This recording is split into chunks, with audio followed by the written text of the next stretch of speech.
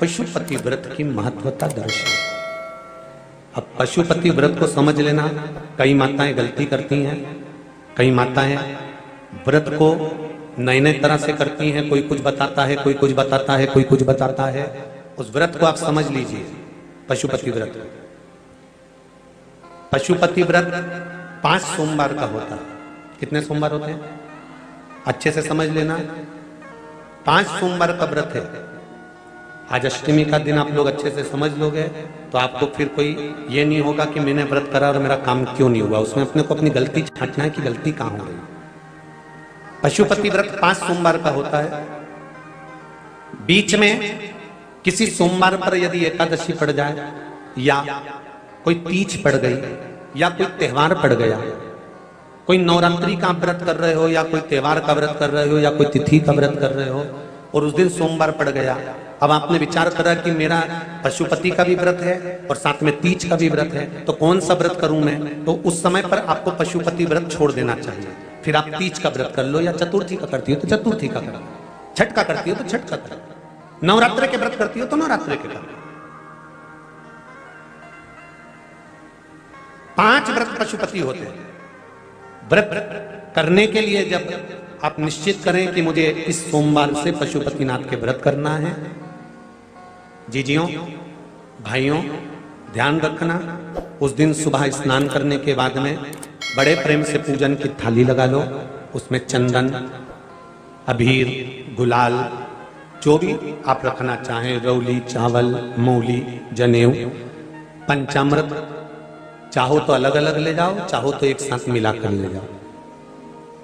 भगवान शंकर की पूजन करो सुबह के समय पर और शिव जी का पूजन कर कर, आराधना कर कर भगवान शंकर से प्रार्थना करो, हे शिव जी, हे ओगरदानी, हे त्रिकालदर्शी, हे कैलाशी, अविनाशी, आज से मैंने पशुपति व्रत प्रारंभ करे। बाबा मेरा ये व्रत इस कार्य के लिए मैं कर रही हूं, आप स्वीकार करना। बाबा को निवेदन करना। पूजन का सामान थाली में उतना लेकर जाना कि सुबह भी काम आ जाए और शाम को भी काम आ जाए। अलग से पूजन का साहित्य में शाम को अलग से नहीं रखना। थाली में उतना ही रख के ले जाओ जितना सुबह भी काम आए और शाम को भी काम आए। बाबा को निवेदन कर कर पूजा की थाली वापस ले आओ। शाम के समय पर घर में मीठा बनाओ, 6 दिए रखो थाली के अंदर घी के, और दिए रखकर मीठा ले जाकर मंदिर में पूजन करो। शाम को स्नान कराने की जरूरत नहीं, पंचामृत स्नान की जरूरत नहीं है। शाम को तो केवल जल का छींटा दे दो, पंचामृत का छींटा दे दो। बाबा की पूजन करो। पूजन कर कर प्रसाद के पहले 3 हिस्से करो। 3 हिस्से करने के बाद फिर आप दिया लगाइए। फिर बाबा को कितने दिए लगाना है? जम के बोलो, 5 दिए लगाना है आपको शंकर भगवान। 5 दिए लगाइए, एक एक दिया जलाते जाएं और शंकर भगवान से पहले सोमवार को दिया जलाते समय अपने हृदय की बात कहते जाएं। 5 दिए पूरे हो जाएं। 6ठा दिया जलाना नहीं है, उसको थाली में वापस रख लेना। दिए को थाली से नीचे उतारना जरूर। कौन से दिए को? जम के बोलो जरा। 6ठे दिए को मंदिर में उतारना जरूर और फिर वापस थाली में रख लेना है। प्रसाद 2 हिस्से मंदिर में छोड़ना है, 1 हिस्सा थाली में रख के ले आना है। पूजन कर कर बाबा को निवेदन कर कर वापिस आइए। शाम को जब घर में प्रवेश करो, सीधे हाथ की ओर घर में अंदर जाते समय अपना जो राइट हैंड हो, अपना जो सीधा हाथ हो, उस ओर बैठो और बैठने के बाद उस दिए को प्रकट कर लो, प्रज्वलित कर लो। वहां पर भी शिव जी से प्रार्थना करो, हमारा यह कार्य है सफल करिएगा। बाबा से निवेदन करके घर के अंदर प्रवेश कर जाओ। भोजन जब जीमने के लिए बैठो, भोजन करने के लिए बैठो, सबसे पहले जो प्रसाद लेकर आए हो उस प्रसाद को खाइए। जो प्रसाद आप लेकर आए उस प्रसाद में से किसी को नहीं देना है आपको, अकेले खाना। उतना ही प्रसाद लेकर जाना जितना खब जाए, छोड़ना भी नहीं।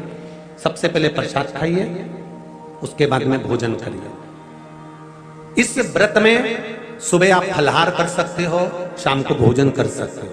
भोजन में ये जरूरी नहीं है कि मीठा ही खाना है, नमकीन भोजन भी कर सकते हो। बस मीठा कब खाना है? जब प्रसाद का 1 हिस्सा लेकर आओ तो वो 1 हिस्सा आप खाओ।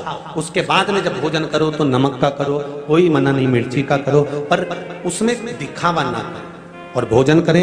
ऐसे 5वां जब सोमवार आ जाए, बीच में अगर कोई सोमवार छूट भी जाए तो व्रत करना, पूजन मत करना।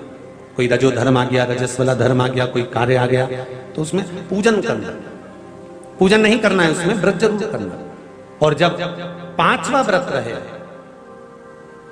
और 5वां व्रत जब रहे तो उस 5वें व्रत में जब सुबह पूजन कर आओ, शाम को पूजन करो, तो शाम को भगवान पर 108 या तो चावल के दाने, मूंग के दाने, या बेलपत्र, या फूल की पत्ती, जो भी 108 चढ़ा सकते हो भगवान को चढ़ाकर एक श्रीफल 11 रुपए उस पर रखकर शिव जी से निवेदन कर कर घर पर आ जाइए, दिया लगाइए और बाबा से निवेदन कर कर प्रसाद पाइए। अगर नियम से कर लिया तो मेरा विश्वास कहता है 5 सोमवार के अंदर ही आपका काम हो जाएगा, 5वें तक पहुंचोगे। ये शिव कृपा।